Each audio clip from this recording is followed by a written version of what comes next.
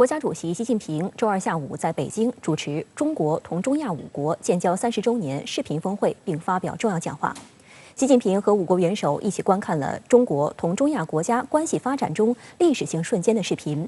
在热烈、隆重、友好的气氛中，共同总结经验，展望未来。习近平还发表题为“携手共命运，一起向未来”的重要讲话，就携手构建更加紧密的中国中亚命运共同体提出5点建议。习近平强调，中国同中亚5国30年合作的成功密码在于双方始终相互尊重、睦邻友好、同舟共济、互利共赢。无论国际风云如何变幻，无论未来中国发展到什么程度，中国都始终是中亚国家值得信任和倚重的好邻居、好伙伴、好朋友、好兄弟。中方愿同中亚国家携手构建更加紧密的中国中亚命运共同体。习近平还提出5点建议：第一，深耕睦邻友好的示范田；第二，建设高质量发展的合作带；第三，强化守卫和平的防护盾，要继续打击3股势力，深化边境管控等合作，筑牢地区安全防护网；第四，构建多元互动的大家庭；第五，维护和平发展的地球村。习近平最后强调，中国古人云：“道随耳，不行不治；事虽小，不为不成。”让我们从6国人民共同福祉出发，赓续友谊，推进合作，共同谱写中国同中亚国家关系更加美好的明天，共同推动构建人类命运共同体。5国元首表示，完全赞同习近平主席就未来中国同中亚国家关系提出的建议，愿以双方建交30周年为新起点，合力构建内涵丰富、成果丰硕、友谊持久的战略伙伴关系，打造中亚中国命运共同体，推动构建人类命运共同体。5国元首热切期待下周赴华出席北京冬奥会开幕式，同中方携手一起向未来。相信中方克服疫情困难，如期顺利成功举办北京冬奥会，必将为世界带来更多信心和希望。习主席呢，在讲话中呢，强调了我们中国跟中亚国家在建交30年以来取得的重要成绩，强调了我们中国跟中亚这种平等合作、互利合作，包括这种我们在维护地区的和平安全和发展等方面一些重要的一些成果。我觉得这个对于我们引领我们下一步中国跟中亚的这种战略合作，我觉得会发挥一个重要的一个作用。峰会通过并发表中国同中亚5国领导人关于建交30周年的联合声明。声明指出，30年来，中国中亚关系实现跨越式发展，在涉及独立、主权、领土完整等重大国家利益问题上相互坚定支持，是中国中亚关系的核心要义。中国和中亚国家通过和平谈判彻底解决历史遗留的边界问题，将中国同中亚邻国3300多公里的共同边界打造成友好与合作的边界，为国家间和平解决领土问题树立了榜样。中国同中亚5国相互贸易与投资实现快速稳步增长，为6国经济社会发展注入强劲动力。各方积极推进共建“一带一路”倡议同本国发展战略对接，开展高效合作，成功建成中哈原油管道、中国中亚天然气管道、中吉乌公路、中乌蓬盛工业园、中塔乌公路等一大批互利共赢的合作项目，广泛惠及地区各国人民。中国同中亚5国在打击3股势力、反对外部干涉、共同维护本地区和平稳定等方面合作卓有成效，有序践行共同、综合、合作、可持续的全球安全观。各方共同宣布，中国同中亚5国关系进入新时代。6国决心在兼顾彼此利益的基础上，继续合力构建内涵丰富、成果丰硕、友谊持久的战略伙伴关系，打造中国中亚命运共同体，保持定期高层交往，加强对双方关系发展的顶层设计和统筹规划，继续扩大各层级双多边对话交流，坚定支持彼此国家利益、各自选择的发展道路、治理模式以及提出的倡议。各方强调，民主是全人类的共同追求和价值。一个国家是否民主，只能由本国人民来评判。每个国家都拥有自主选择发展治理道路和模式的绝对权利，反对任何形式的双重标准，反对以任何借口干涉他国内政。在安全合作方面，各方愿全面深化合作，保障地区和平、稳定和安全。各方强烈谴责一切形式的恐怖主义、分裂主义和极端主义，愿合力有效打击三股势力、毒品走私、跨国有组织犯罪等活动，应对信息安全领域威胁。各方一致认为，维护国家安全和宪法制度意义重大，坚决反对破坏合法政权和策动颜色革命。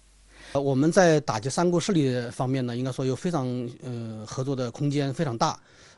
过去我们在这个领域已经取得了很多成就，我们可以依托上海合作组织，也可以依托我们的双边的一些合作机制，未来在这个领域可以进一步做深做实。值得指出的是，2013年以来，习近平主席10次访问中亚5国，与5国元首共同引领双方关系提质升级，成为构建新型国际关系的典范，为推动构建人类命运共同体作出贡献。在上海合作组织框架内，习近平主席提出与地区国家携手构建更加紧密的上海合作组织命运共同体。30年间，中国和中亚国家协同发展，取得了全面务实合作的新突破。中国同中亚国家贸易额由最初的几亿美元跃升至几百亿美元，增长近100倍。中国对中亚国家投资额也从几乎空白增至近400亿美元。中国已成为5国最重要的贸易和投资伙伴之一。美国海军太平洋舰队周一证实，美国海军一架 F-35C 舰载机在南海海域意外撞上了核动力航母卡尔文森号航母的甲板，飞行员弹射逃生，事故造成7人受伤。事故的原因仍在调查中。美国有线电视新闻网指出，这是美国海军 F-35C 的第1起坠机事故。而就在本周末，美国海军还高调在南海及周边秀肌肉。不仅联合日本举行海上演习，摆出5航母的大合影，还把 F-35C 的集结作为最大卖点。在这样的背景下，此次 F-35C 的坠机事故也让外界大跌眼镜。据报道，事故发生时，这架 F-35C 战机正进行日常飞行训练，在降落卡尔文森号航母时发生事故，飞行员弹射逃生后从水中被救起，目前情况稳定。甲板上6人受伤，其中3人伤势严重，被送到菲律宾接受治疗，另外3人留在航母上接受救治。美国军事网站 The Drive 报道称，美国海军拒绝证实或否认 F-35C 战机是坠入南海还是留在航母甲板上。美国太平洋舰队发言人仅表示，事故原因及战机状况正在调查中。有军事观察人士根据美方公布的消息判断，这架 F-35C 舰载机在着舰时，阻拦索在勾住机身之后突然断裂，飞行员选择弹射逃生，而断裂的钢索直接横扫航空母舰飞行甲板上的6名美国海军工作人员，导致他们受伤。飞行员在弹射后摔入海里，被美军 MH-60RS 海鹰反潜直升机救起。据悉，美国海军航母配备有大批搜救反潜直升机，海鹰直升机已经多次捞起事故后逃生的飞行员。我们说这一次的事故是在降落的时候出现的事故，那么不得不让人回忆起之前 F-35C 发展过程中最大的问题，就是它那个着舰钩的可靠性问题。我们说航母的起降事故是难免出现的，但是呢，这个 F-35C 的起降规模、起降的频率是不是到了可能很容易出事故的情况，还是说有限的起降中也出了这么严重的事故，这个要看美国海军自己的调查了。美国有线电视新闻网指出，卡尔文森号是美国海军率先搭载 F-35C 战斗机的航母，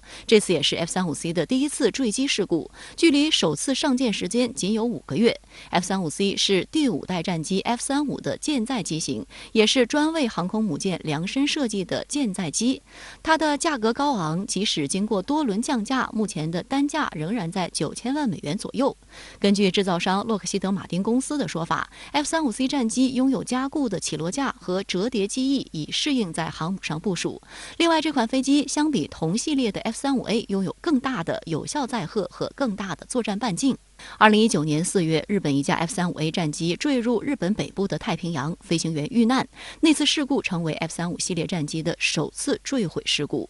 今年1月4号，韩国空军的一架 F-35A 战机在训练过程中，因为起落架发生电子故障，飞行员被迫以机腹着陆。韩国军方随即宣布整个 F-35机队停飞，以待调查结果出炉。韩国国防部10天后宣布，初步查明原因是 F-35A 战机在低空飞行时与鸟类相撞，导致机载系统发生故障。有军事专家指出，鸟类的撞击导致航电系统故障，进而让起落架无法正常运作，这显然是高科技犯下的一个低级错误。事故令韩军损失惨重，因为 F-35的机腹为了容纳弹舱等蒙皮出现了大大小小的凸起，这些在迫降中必然会挤压变形，严重的话，整个机身底部蒙皮都得更换。而带有昂贵隐身材料涂层的 F-35蒙皮价值不菲。2021年11月，一架部署在英国伊丽莎白女王号航母上的 F-35B 战机起飞不久后坠海，飞行员安全弹射。当时这艘航母是结束在亚太地区的部署后返航途中发生的事故，而战机残骸最近才从地中海捞了出来。据报道，英国 F-35B 战机在地中海坠毁，一度让英国和美国相当紧张，因为担心残骸被俄罗斯获得。因此，这次在南海首摔的 F-35C 战斗机到底有没有坠入大海，也成为外界的观察点。此次美军 F-35C 战机在南海发生坠机事故颇具戏剧性，因为在事故发生时，美国正联合日本在南海及其周边大秀肌肉，而 F-35战斗机的集结正是这场秀的最大卖点。2021年8月，卡尔文森号航母从母港圣迭戈起航时，携带了一个中队，也就是10架 F-35C 战机，率先实现了搭载 F-35C 战机进行实战部署。美国海军社交媒体账号发布的信息显示，上周末，卡尔文森号航母与亚伯拉罕·林肯号航母在南海进行了高调的双航母行动。上周六，这2艘航母还与日本海上自卫队的日向号直升机母舰举行了一次大规模的海上演习。美国海军协会网站周日公布的演习照片，展现了罕见的5航母合影，并特别发布了舰载机编队飞越参演战舰的照片，摆拍意图明显。美国海军协会网站称，这次演习是迄今为止美国海军和海军陆战队的 F-35最大一次集结，共有26架。美媒近日来不断吹嘘称，这是美国海军历史上在印太地区部署5代机数量最多的一次。但是马上26架的 F-35的编队现在就变成 F-25了。那么如果说下一步 F-35C 在暂时的停飞，那么就只剩下6架了。而且这6架 F-35B 也是刚刚英国那边调了1架的情况下，就到底这个5代机能飞到什么程度，大家也都不知道。那么日本的海上自卫队还没这个东西，所以这种情况下，就是它看起来的纸面实力是很强，但是实际上到底在实战中能爆发出什么水平，这个很有问题。台防务部门周一晚发布消息称，当天解放军共派13架次军机进入台湾西南、空南东域，更表示歼16D 电子战机首度出现在台海附近。有分析指，歼16D 能以多种形式与隐身的歼20飞机、3代改进型的歼16、歼10C 等先进战机协同作战，夺取海峡上空的制信息权和制空权。解放军当前进行的所有训练都带实战背景，为将来出现的各种可能性做准备。而就在此前一天，台防务部门刚刚宣布，解放军派出39架次战机巡航台海，数量为今年之最。台防务部门周一晚间发布即时军事动态，通报13架解放军军机，包括8架歼16战机、1架运8反潜机、2架轰6、2架歼16D 电子战机进入所谓台湾西南空域，其中歼16D 新型电子战机为首次出现，另外1架运8反潜机深入所谓南方及东南方空域。去年9月28日在珠海开幕的中国航展上，歼16D 电子战飞机首次公开亮相。而在10天后，央视国防军事频道军事报道节目官方微博发布短视频，介绍这款新型电子战机。值得一提的是，在这条微博的文字以及视频中，使用了歼16D 咆哮狼电子战机这一军迷中广为流传的昵称。咆哮狼与美军 EA-18G 咆哮者相对应。电子对抗分为电子对抗侦察、电子干扰和电子防御3个方面，是未来信息化战争的重要内容。敌对双方为削弱、破坏对方电子设备的使用效能，保障己方电子设备发挥效能而采取各种电子措施和行动。机载电子对抗系统是现代电子对抗的主要手段。歼16D 是国产歼16战斗机家族中最新研制成功并装备部队的型号，是专门针对防空压制任务而改进的机型，去掉了用于攻击敌方雷达等设备的红外探测和跟踪传感器，加装用于探测、识别、定位和解析射频发射源的高性能无源信号智能传感器系统的新型电子干扰吊舱。但对歼16家族的大型有源相控阵雷达、超先进的航电系统、HUD 屏显等先进系统则全部继承。歼16D 作为一种战术电子战飞机，机动性好，携带的电子战设备可对敌方雷达、无线电通信等电子设备进行软杀伤；若加挂反辐射导弹，还可以对敌方电子设备进行硬杀伤，可以为其他机型的编队提供伴随护航。这次的这个演习啊，它主要是演练这个多机种混合作战。以歼16D 来说，它是一个所谓叫做伴随式电战机。那伴随式电战机出现的话，自然的需要跟它其他的战机进行搭配，为它其他的战机进行一个相对的一个护卫，然后呢，以及这种电子压制，甚至于是对这个敌方的这样一个防空网进行打击。代表就是他们原先这个接收了以后，而且已经具有这种所谓的初始作战能力。去年11月，空军传出好消息，证实歼16D 已经投入实战化训练。空军新闻发言人申进科大校曾在珠海航展上表示，歼16D 飞机投入实战化训练，将进一步提高空军电子进攻能力，支撑空军作战范围拓展和空军战略转型建设。装备这种高机动大航程的专用战术电子战飞机的国家屈指可数，歼16D 将进一步增强空军的电子战能力，意义非同一般。歼16D 具备真攻防一体综合作战能力，可有效对抗预警探测、指挥通信、拦截打击等要素构成的先进防空体系，将提高空军电子进攻能力，支撑空军体系作战能力提升。歼16D 在东海和南海具有极高的战术价值，这两大海域也是受到美军舰机抵近侦察最为频密的区域。歼16D 能挂载的装备比歼16多很多。歼16D 的2个翼尖可以挂载武器装备，机身下的多个吊舱装载了各种电子侦察设备、通信干扰设备、雷达干扰设备等。同时，歼16D 还保留了歼16战机系列的空战能力，因此歼16D 同样能挂载空导弹，空战能力不减。在反雷达性能方面，歼16D 使用的是电磁压制的方式，主动不让敌人雷达探测，而歼20是被动避免反射敌方雷达电磁波，令其无法捕捉目标。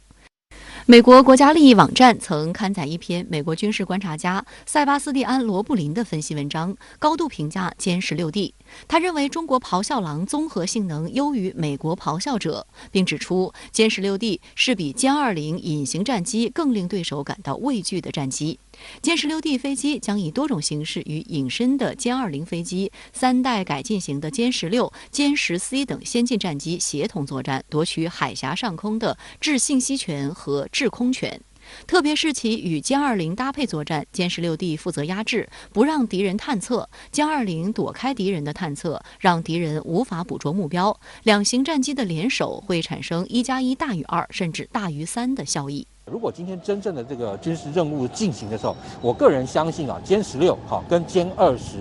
歼16D跟歼20绝对是分开进行的，因为歼20本身逆中，它就是不希望被雷达看到。但是歼16本身特别是歼16电战机，它其实本身是一个非常大的一个辐射源，就是说它要进行干扰，但是在战术的效果上会成为加成的效果。因为歼16一般在这边对敌方进行压制，相对的歼20就可以借由歼16所吸引的对方的所有的防空的网的这个作为，然后呢，反而从别人看不到的地方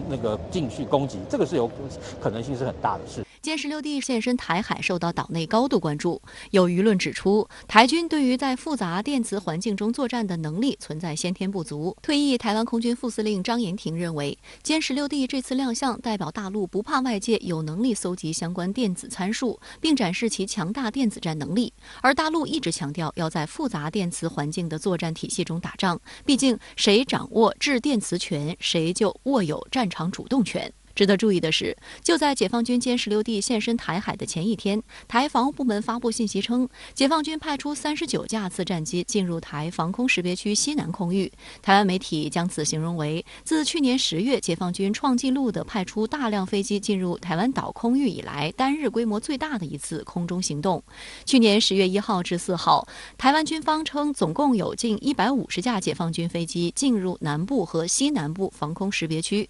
相关话题来连线特约评论员吴健。吴先生您好。美海军王牌5倍 F-35C 舰载机航母降落时出事了，而且事故呢就发生在美军正大肆秀肌肉的南海海域。那么吴先生，您对此是怎么看的呢？这起意外呢，我的看法是适应性训练中的插曲，不必上纲上线。毕竟 F-35C 形成初始战力已经过了2年半，技术还是相对有把握的。现在呢，我们要观察美国 F-35C 及其航母打击群究竟想在我们面前形成什么样的心智战斗力？苏联解体，美国自认为今后只剩下中小国家威胁自己的海外利益，连带的，美海军在省钱的考虑下，走上了与空军发展 F-35联合战斗机的道路，并且要接受这种飞机较小的载荷。可如今呢，美国再度把中俄当成了大国竞争对手，要求舰载机重新具备当年 F-4鬼怪那般的远程超级炸弹卡车能力。可是木已成舟， F-35C 已经技术定型，美海军今后能做的恐怕只能是战术战法创新了。请注意， F-35C 带更多的弹药就会存在安全悖论，这是美海军最挠头的地方。请注意，着舰钩是舰载机主要的特征，美国舰载机的着舰钩技术也算最成熟了，可用到 F-35C 身上就麻烦了。您注意到没有， F-35C 是单发机，着舰钩就不能布置在传统双发机的喷嘴之间位置，只能放到 F-35C 的喷嘴段的机腹位置，目的是避免干扰。可这样呢，就导致了 F-35C 的着舰钩比常规舰载机更接近主起落架。之前的测试就发现，航母的阻拦索被 F-35C 的前轮压过后会产生波动，让紧随其后的着舰钩难以勾住。到如今，无论生产商洛马还是美军，都只能靠修改着舰钩形状，还有数字飞控精确控制油门，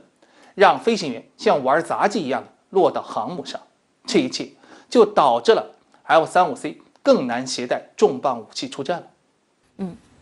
台当局声称，首次发现解放军歼16D 电子战机出现在抵近巡逻队伍中。那么您觉得这意味着什么呢？自从去年的中国航展歼 16D 正式亮相，人们一直对它的性能津津乐道。我呢，不妨和大家分享一些视角，看看这种并不擅长隐身的飞机，到底能给我们已经进入隐身时代的战略空军带来什么，特别在反分裂斗争中起什么作用。谁都知道，制电子权是当今的第一战场，谁拥有敌我所有无线电控制频谱，谁就赢了一半。过去呢，我们的电子战装备有2大一少一低的说法，也就是规模大、差距大、资金少、水平低。但从歼 16D 开始，可以看出我军以网电取胜的新志向。我在和老飞行员的交流中谈到，从歼16歼击机衍生出来的歼 16D 的最大好处，那就是好飞、好编队、好突击。怎么理解呢？过去我们的电子战设备很重很大，耗电又特别高，所以基本得靠轰炸机或者运输机来装。连带的，这些飞行动作比较笨拙的飞机呢，又需要歼击机的保护。由于有速度差，空中还得汇合编队，战术灵活性不足，又不能太接近危险战区，这就缺乏给突击机群的伴随掩护。可歼 16D 的出现，不仅压制功率大、频谱全，而且机动性和正宗的歼击机没有什么差别，这就为隐秘的电磁攻防提供了很好的平台。我还可以跟大家分享一个新闻，是解放军报去年6月29号的文章，叫《幻与高飞》，讲的是刚换装歼16的大队实战化训练。里面有这一段描写，那就是当歼16长机一路挺进时，某特种机作为僚机紧随其后，时而提供电磁掩护，时而进行干扰压制，波诡云谲的电磁空间隐藏无限杀机，而长机呢，却借助体系的威力，让整个编队穿越电磁密网，无一战损。那么从合理的角度看，这个能伴随掩护的特种僚机大概率就是歼 16D 了。而这种零战损呢，更体现出我军体系制胜的底气和胆气，也必将在国土防空到反分裂斗争中占据先机。主持人，好的，谢谢吴先生在线与我们分享您的观点，谢谢。美国五角大楼发言人科比当地时间周一宣布，为应对不断升级的乌克兰危机，多达8500名美军士兵已处于高度戒备状态，随时可能部署到东欧地区。面临美国和北约的不断施压，俄罗斯方面也不甘示弱。周一，俄罗斯波罗的海舰队开始举行大规模军事演习。克里姆林宫也警告乌克兰方面不要做武力调节乌克兰局势的打算，双方互不相让。俄乌战火会否一触即发？来看报道。Now, as the president has said, even as we continue to prioritize diplomacy and dialogue, we must also increase readiness. 据美国有线电视新闻网 CNN 周一报道，五角大楼发言人科比在例行记者会上称，考虑到俄罗斯军队在边境地区集结所带来的威胁，多达8500名美军士兵已处于高度戒备状态。On a heightened preparedness to deploy, which increases our readiness to provide forces if NATO should activate the NRF, or if other situations develop. All told, the number of forces that the Secretary has placed on heightened alert comes up to about 8,500 personnel. 科比表示，这8500名美军将为欧洲的北约快速反应部队提供支持。北约快速反应部队由北约成员国共同派出，总共有约4万人，汇集了不同兵种和所有现代化军事反应能力，能进行军事高科技、高强度战争，具备能在接到命令后7天内部署到世界上任何需要的地方，后续部队能在30天内到达。In the event of NATO's activation of the NRF or a deteriorating security environment, the United States would be in a position to rapidly deploy additional brigade combat teams, logistics, medical, aviation, intelligence, surveillance, and reconnaissance, transportation, and additional capabilities into Europe.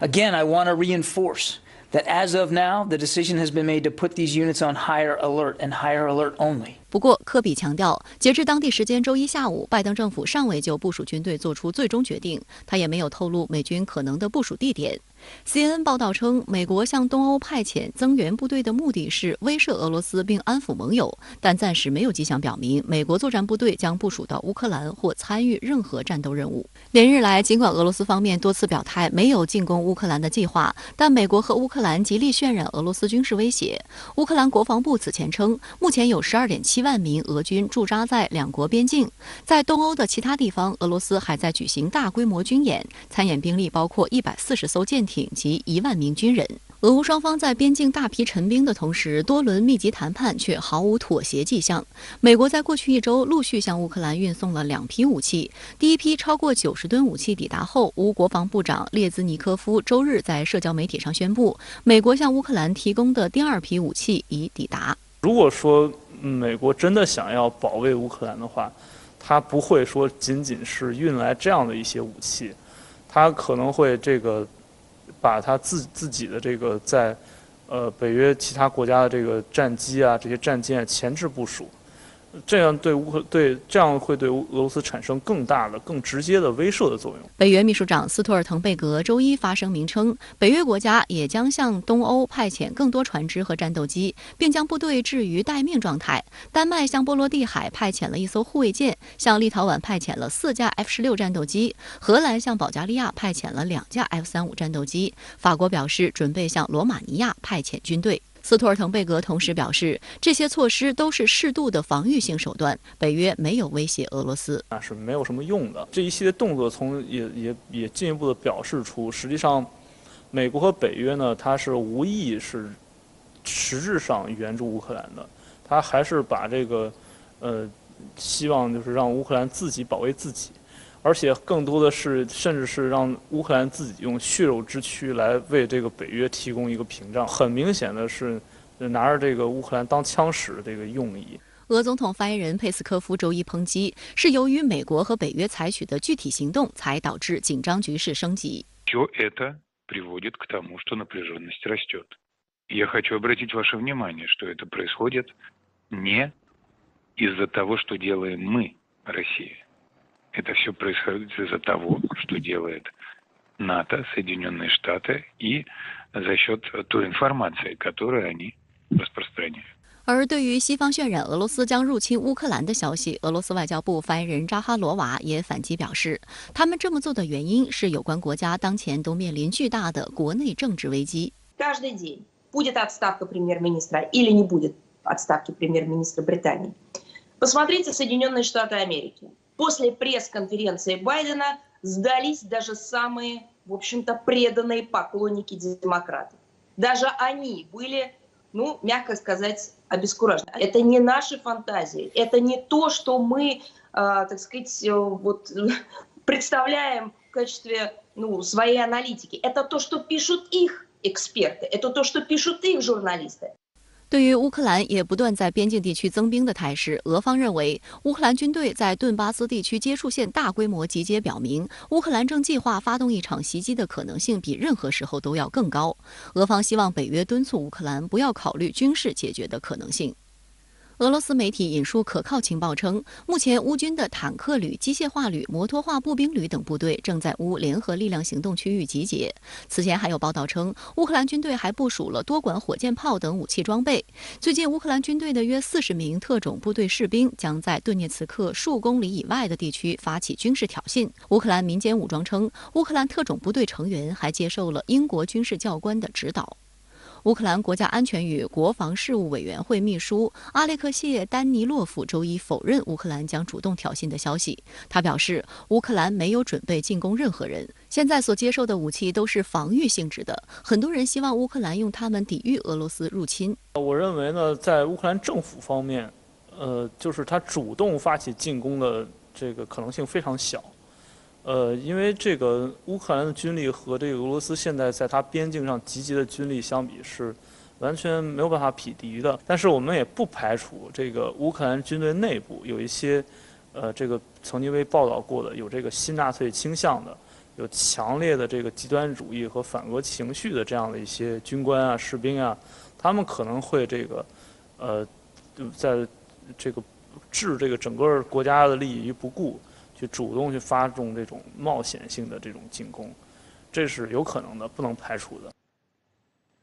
俄乌局势骤然升温，美国总统拜登显然压力巨大。在当地时间周一举行的一场记者会上，拜登因对福克斯新闻记者爆粗口被推上风口浪尖。深圳卫视记者还注意到，在当天白宫记者会上让发言人普萨基陷入尴尬的，同样也是这名福克斯记者。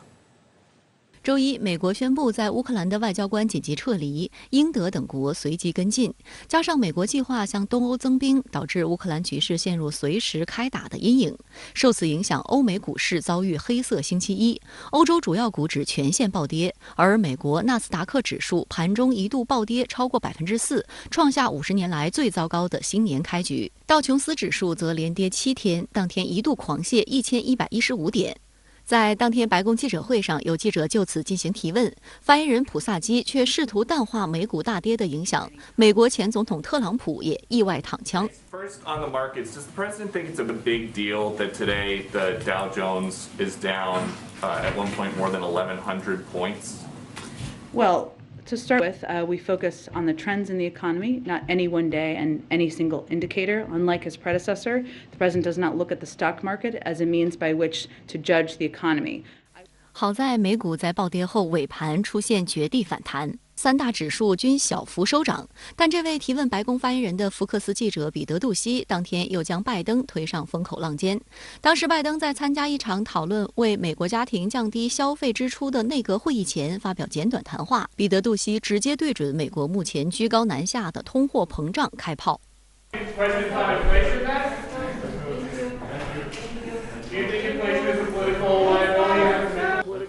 对于这一问题，拜登面无表情，并小声嘀咕，随后竟爆出惊人粗口。That's a great asset. More inflation. What a stupid son of a bitch. 直播视频显示，记者提问的时候，现场有白宫工作人员已经开始喊话结束提问了，而拜登回答时神情并非像是在对记者回应。美媒报道称，拜登此时可能以为麦克风已经关闭，于是脏话脱口而出，而从其面部表情猜测，似乎意识到已经祸从口出，但为时已晚。总统爆粗口令美国舆论一片哗然，而拜登爆粗口的对象福克斯记者彼得·杜西在其后的新闻节目中表示，因为现场太吵了，自己当时压根没听到拜登对他爆粗。And I couldn't even hear him because people were shouting at us to get out. But somebody came up to me in the briefing room a few minutes later and said, "Did you hear what the president said?" And I said, "No, what?" They said, "He called you a stupid SOB." And I said, "Oh." No, but it is something great that you were called and named by a president. Yeah. I mean, that's something that will be in the history books. Yeah, I think that if we still have them. And Peter, you might already have like a book title. Yes. Right? Or a chapter title at least. I do have a question. 杜西向来以对白宫提问犀利而闻名，经常向拜登、白宫新闻发言人普萨基发难。他表示，在记者会结束大约1个小时后，拜登给他打去电话道歉，强调此前的言论无关个人。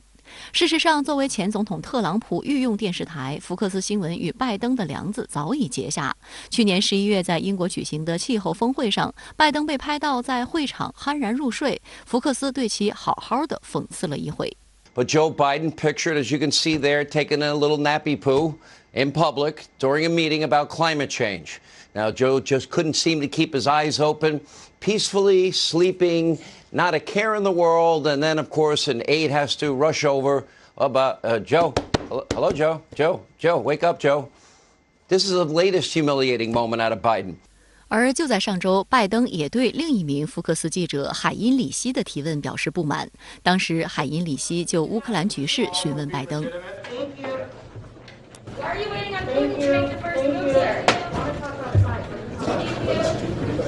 对于拜登近来一再失态，美国媒体分析称，显然令其闹心的事情非常多，内政和党争难解，俄乌局势恶化也让他不省心。在周一的记者会上，拜登透露，刚刚与欧盟及北约领导人进行了紧急视频通话。This is really important. I had a very, very, very good meeting, total unanimity with all the European leaders. 会后，英国首相府发表声明，强调西方领导人一致认为，如果俄罗斯进一步入侵乌克兰，西方同盟必须迅速采取报复性反应，包括对俄罗斯祭出前所未有的一揽子制裁措施。有观察指出，美国的欧洲盟友表面上与美一条心，但鉴于各自国家的利益，实际情况并非如此。所以团结内部的意思就是美国跟欧洲的盟国，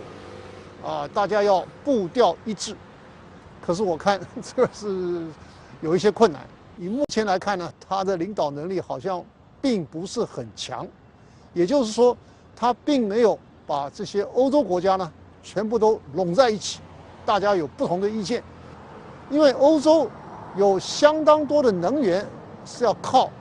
俄罗斯来提供。拜登政府急需安抚的还包括乌克兰当局。对于美国带头从乌克兰撤离外交人员，乌外交部回应称，美方的做法过度谨慎。也有官员不满地表示，美国是第一个宣布撤离驻乌使馆工作人员的国家，这非常令人失望。乌克兰首都基辅比他们在洛杉矶或美国任何其他犯罪猖獗的城市更加安全。据今日俄罗斯报道，法德俄乌4国将于周3就乌克兰问题进行所谓诺曼底模式会谈。根据这项模式，这4个国家将一起寻求乌克兰冲突的解决方案。同时，马克龙或将在未来几天内与俄总统普京对话。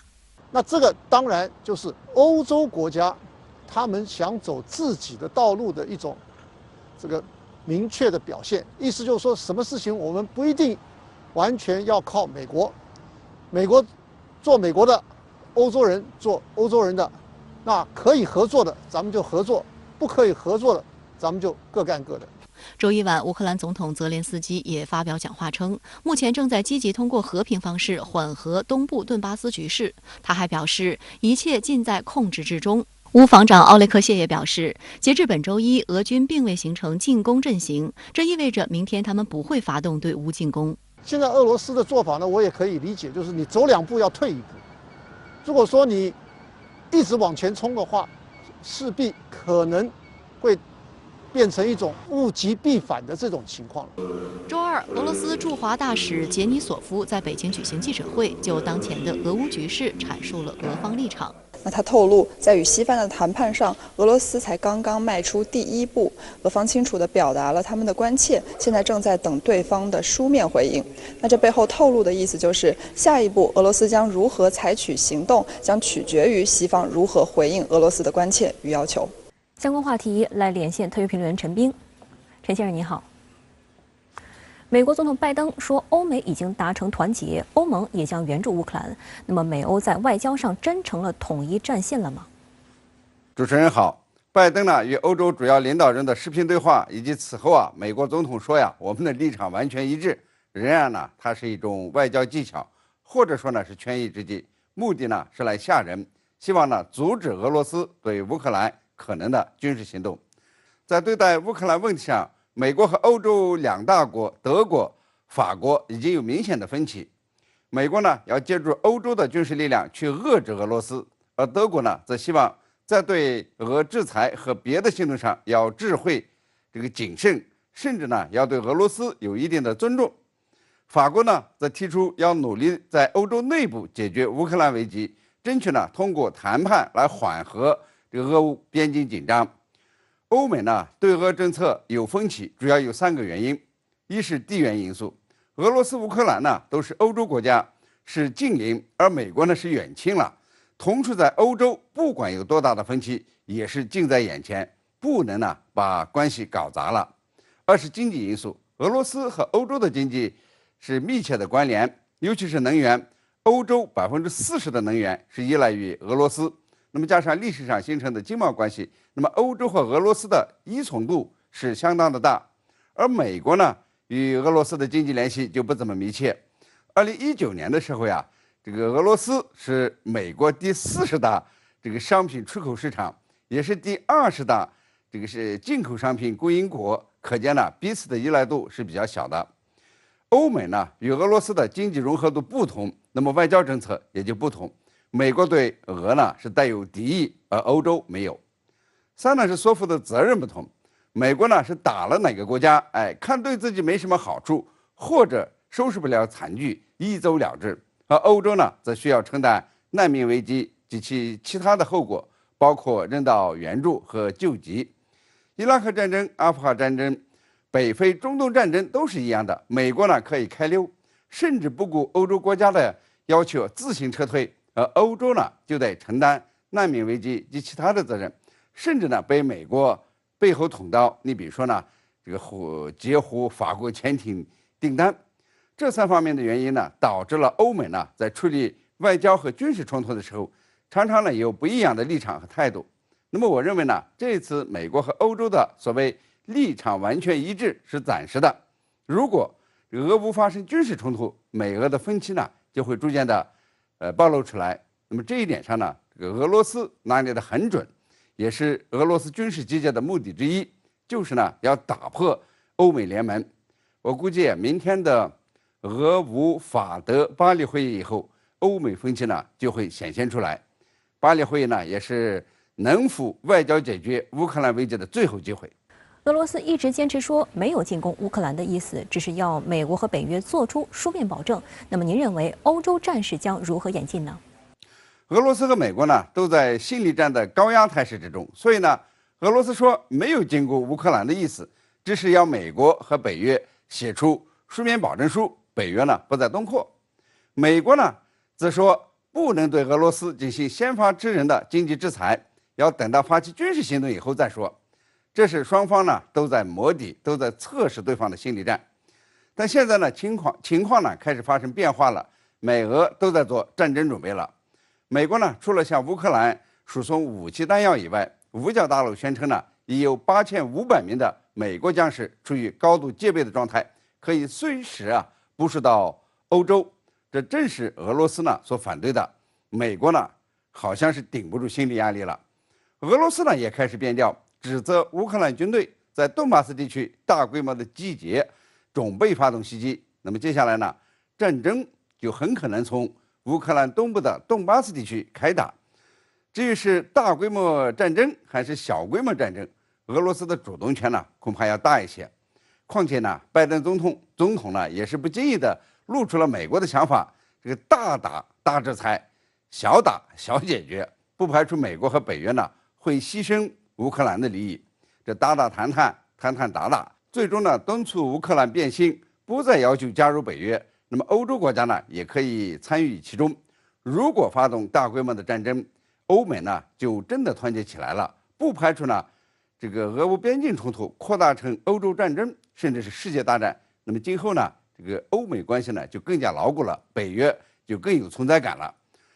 那么如果有人问呢，现在还有外交解决的可能性吗？还是有的，那就是乌克兰呢这个出面宣布不会加入北约，并且呢以和平的方式解决顿巴斯地区的地位、高度自治或者是独立，那么列出一个时间表。这恐怕呢也是明天呢这个巴黎会议的主要议题，否则呢真的就没法缓和冲突了。俄罗斯呢在俄乌边境陈兵12万，有的军队呢还是从远东地区调来的，这呢也是要花钱的，是有代价的。没有一点战果呢，这个俄罗斯的当局呢也不好向俄罗斯民众交代的。